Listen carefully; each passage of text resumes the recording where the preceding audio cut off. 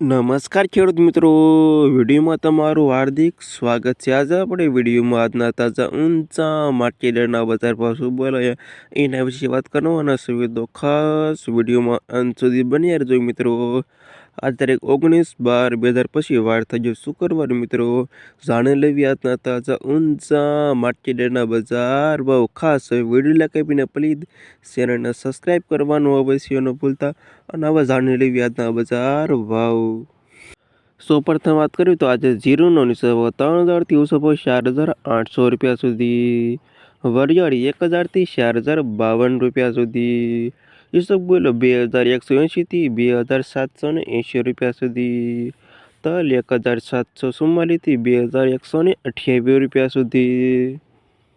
રાયડો 1250થી 1262 રૂપિયા સુધી। સરસવ 1117થી 1256 રૂપિયા સુધી।